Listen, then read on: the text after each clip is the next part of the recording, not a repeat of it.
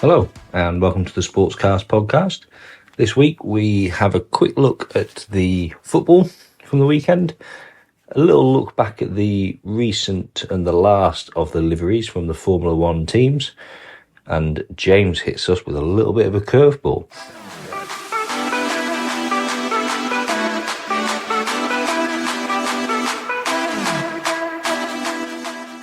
Gentlemen, how are we? Good, thank you, Ian. Yeah, very well. James? Yeah, I'm all good. You keeping good? Yeah. It's not a massively busy week, but a couple of bits going on. We've got Man United, the first 20 minutes of today's game, 2-1 up against Luton. It's probably been one of the best 20 minutes of football I've watched since Brighton, Sheffield United this afternoon. Yeah, it's 2-1 United at the moment, isn't it? So let's see if we can get one back. Yeah, well, I don't think they will. I think it is quite one-way traffic. It just happens to be that Luton have got a nice little breakaway. Did you catch any of the football from the weekend? No, I haven't this weekend. I was out and about yesterday, but I did keep a little look over on the phone and whatnot, and another massive win for Arsenal yesterday. 5 goals. How many goals have they scored this year so far? You. I mean, that's 11 in 2 games. Let me have a look. You're 58. 58. Man City have only scored 57, but Liverpool have scored 59. Okay, so not as much. I mean, that's put me back there. To be fair, Newcastle have scored 53. It's just that they've conceded 41. Yeah, and that's it. Arsenal's got a better defensive record, best in the league actually. So, big result, 5-0. I mean, away at Burnley. Yeah, you'd expect it. Yeah, you would. No, there's been some decent results. Man City dropping points to Chelsea. Maybe it's not all doom and gloom at Stamford Bridge. I think that's a great result for Chelsea, considering how bad they are at the minute. I think that's a brilliant result. And a bit lucky from City. I mean, it was the 96th-ish minute, something like that. So got a bit lucky. Spurs dropping points to Wolves. They've not been exceptionally good lately. Yeah. So it's another big. Lots of leagues yesterday. The what? Sorry. There was lots of goals throughout all of the leagues yesterday. Yeah, Bolton 3-3, Cambridge 4, Salford I think were 5-3, weren't they, against Barrow? Yeah, Donny won 5-1 against Grimsby, was it? 5-1, yeah. In there, it's a bit of a derby, but because I mean they both got the DN postcode, but they're probably sort of 50 miles away, aren't they? So it's not really that close. But then obviously James lives in the area where they're the only 2 clubs in the region. And they're miles away, so it's a big derby. Yeah, the old Farmers Derby, Norwich. Yeah. What's the distance on that one? That's got to be Norwich. Well, that's probably about 45 miles. Yeah, that's not a derby, is it? Considering Dundee grounds are literally, I think there's something like 35 metres from each other, aren't they? So, they walk across the road, don't they, when they play each other? Yeah, literally across the road. So, So no, it's has anyone seen Mason Holgate's challenge today, which got him the red card? No. I'll tell you what, he's lucky to not get arrested for assault. Oh, really? Was that the Sheffield United game? Yeah, he's gone in on the Brighton player and he's taking him out at the knees, and the referee initially gave a yellow card. I just couldn't get my head around it. It was a horrible challenge, absolutely horrible. So, but go on, sorry. We've had some Champions League this week as well. Yes, we did Tuesday, Wednesday night, didn't we? City. Do you know what struck me when I was watching City yesterday? And it's the same thing that struck me when I was watching City play Copenhagen midweek. And that's that, yes, they did get a 3-1 win. But it just doesn't seem like City have got any motivation to get on the end of anything. None of the players seem to want to kind of like get on the end of passes. None of the guys want to make any runs. They just seem to be sorted around the pitch, and there's like almost an air of entitlement in that we are the champions. We did the treble last year, and I don't know. Maybe there's a. Do you think they've lost motivation? Maybe there's just a bit of a bad apple or a couple of apples in there that maybe is spreading throughout the team. I don't know. They just seem to lack all motivation, and maybe it's if I'm not winning, then I'm taking my ball and going home mentality. Yeah. You tend to get that with a club full of, in quote marks, superstars, don't you? They all want to be the top dog, and they're all fighting for that top dog position. But I see what you're saying. They just don't seem as if they can be asked. Can be bothered. Exactly. They can't be bothered. Exactly that. They conceded a goal, obviously midweek, but ended up with a 3-1 final result. Real Madrid, beating RB Leipzig. PSG convincing 2-0 over Real Sociedad. But the big upset midweek, I say upset, Lazio are third in the Serie A. Beaten Bayern 1-0, Bayern down to 10 men. And Bayern, to be fair, they're 8 points adrift at the top of the Bundesliga to Leverkusen. So, yeah, they're winning it as we speak, so it'll only be 5 points. But yeah, it's very weird, very, very weird. Talk about Paris Saint-Germain. Have you seen that's been confirmed that Mbappe is off at the end of the season? Have we spoken about it before? Well, yeah, I've not seen anything that's so he can sign a contract with Real Madrid. So pre-agreement, basically the Bosman ruling, but he's not done it yet. So, oh my God, can you imagine that? Can you imagine Bellingham Mbappe duo? Speaking of it, I saw a little bit midweek actually. In fact, it was on the Gary Lineker podcast. So I won't pinch Gary Lineker's thunder. Much wider reach than this podcast. However, Bellingham has said to have the highest contract worth in the world at the moment, £256 million. Wow.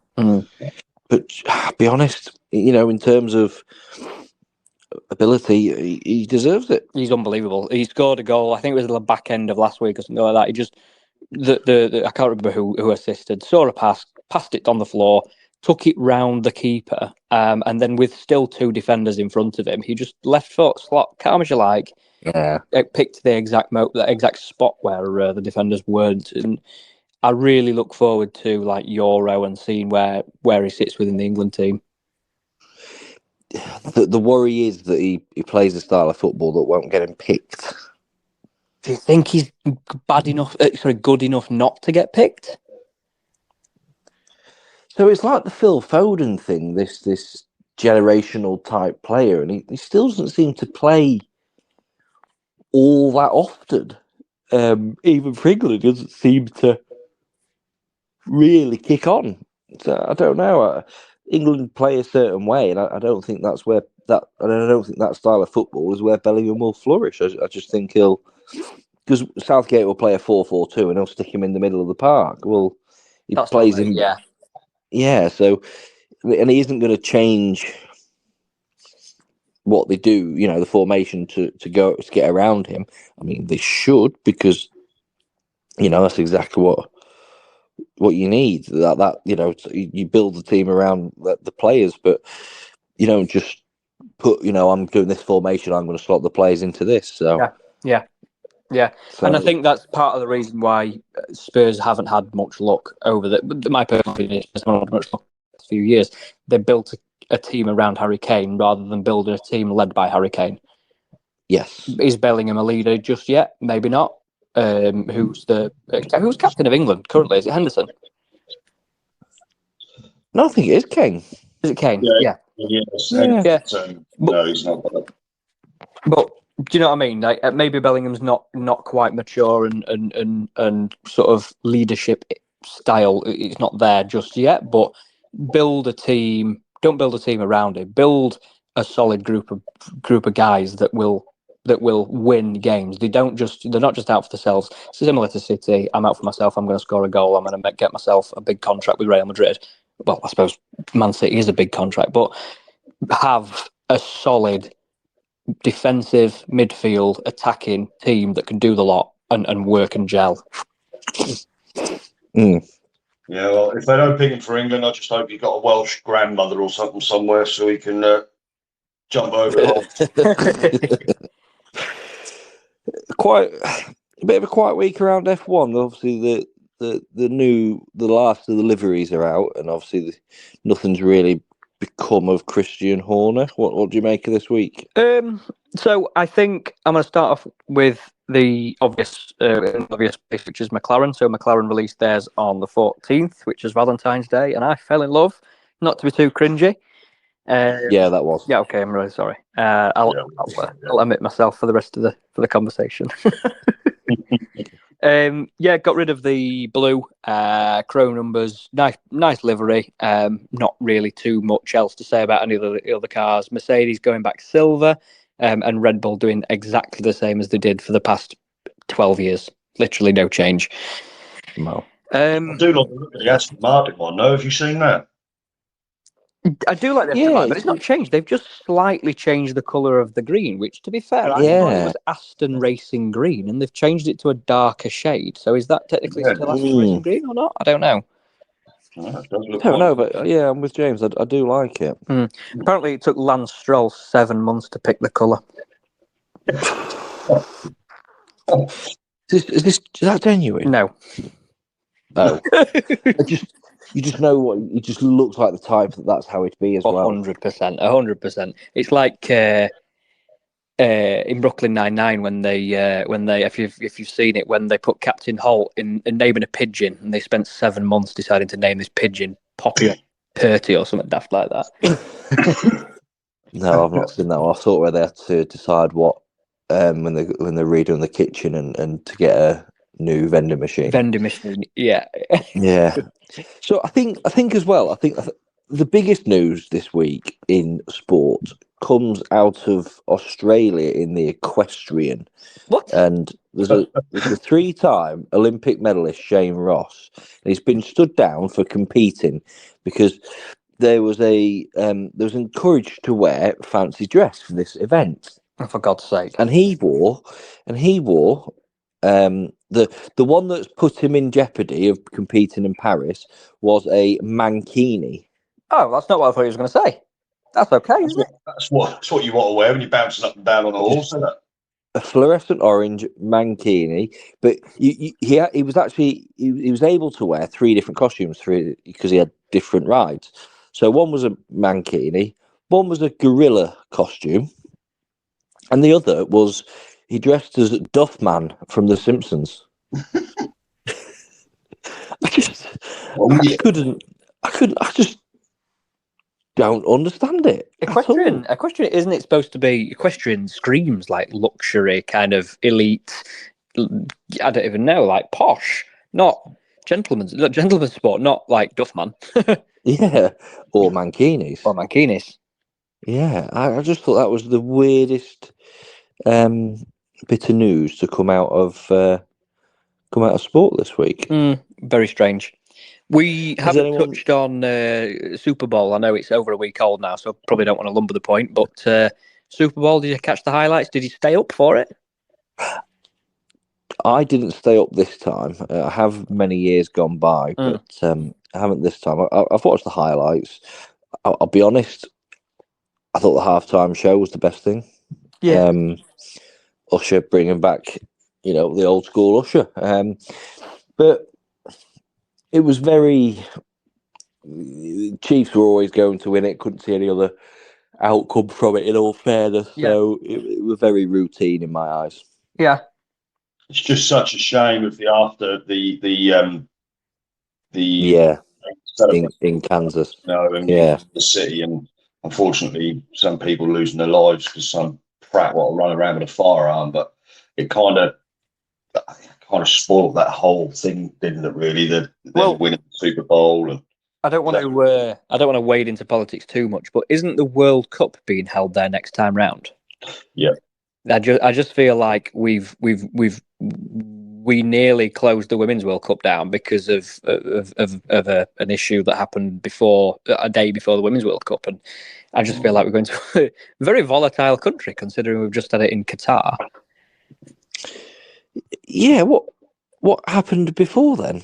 What with the Australian Women's World Cup, there was a shooting, a builder. It wasn't anything related to that. And it wasn't terrorism. It was literally a guy lost his job and went onto the building site and shot some people. And obviously, not condoning that whatsoever. But they nearly cancelled the entire World Cup because of that incident. And I just feel like we're going to America, and this happens regularly. And gun laws are obviously famously relaxed in America. They'll obviously have lots of security and stuff. I just feel like why Americas? Why the Americas? They don't even play football. They play soccer, and it's like, I don't know, such a strange decision. Well, the final's going to be in the stadium that the Super Bowl's in. In Vegas. So I know that, but yeah. So I think I get it. I think was it 86 or 94 or something like that was the last one over there. Mexico or something. 94. Yeah, so you never know. It might do some good for the sport out there. It's not just America, though, is it? They're going into Mexico and Canada as well, aren't they? They're playing. Oh, is it? Right. Yeah, they're doing Canada and Mexico as well. So it's going to be the Cup of the Americas, not Cup of the Americas. That's an actual competition, but it's going to be the Americas World Cup. So they are playing some in Mexico, some in the US, and some in Canada. But you are right. The final will be at the Allianz Arena. Right. Allianz Arena, should I say? No, well, I mean, I'll be honest, gents. There's not a lot really that's gone on, so we could probably wrap it up there. Well, I've been doing a little bit of plodding around on Tinternet this week, and I thought, you know what? What type of obscure sports are out there that maybe we could get into and talk about a bit? Interesting. And there's a sport out there, and there's actually a World Cup competition, and it's been set up by Gerard Piqué a few years ago, the old Barcelona. Oh, yeah, I know where this is going. Balloons. Balloons? Balloons. That we're going. So what it is, they play on a court. They have a little like half a basketball court, and they pepper a load of furniture around, your sofa, a telly, a this and that. And what they do is they do what every child does, and we've all done it. You have a balloon, and the idea is you take alternative shots and you do not let it touch the floor. That is a world sport. That is an actual World Cup, the Balloon World Cup. I think the last one took place in Spain, and it was won by a gentleman from Peru. I don't know when the next one is, but they're looking to have 32 countries take part, and the idea is you do not let the balloon touch the floor. I feel like that I am an athlete in waiting. Well, this is what I'm thinking, gentlemen. I mean, do we look at starting up a balloon league? I mean, I think with my knees, I think I'd have to pass. But I think that is one of the most ridiculous things. When you initially said Piqué, I thought you were going into that like football tournament. Yeah, that like 7-a-side thing that they did. Yeah. No, balloons, and they play on that court, and you've got big sofas, chairs, table and chairs, or lamps and TVs and whatnot. Not gonna like your normal living room. Yeah. 2 fully grown adults running around, not letting the balloon touch the floor. Are you sure? Are you sure this is not like an ITV on Saturday night prank show or something? It sounds like it, but I kid you not. Are we going to sit here and still call darts not a sport? Fair play. Well, yeah, I thought I'll do for next week. I'll maybe have another little mooch about, and I'll look into this a bit more and see if any other. I mean, you have the usual obscure ones, don't you? Like wife carrying and cheese rolling and things like that. But elephant polo, yeah, all stuff like that. But little gems like that. I think they're quite fun. Yeah, I'll see what I can dig up with that one as well. Yeah, it should be good. Yeah, no worries. Well, we'll catch up next week, gents. Take care. No worries. See you later. Take care. Bye. Bye.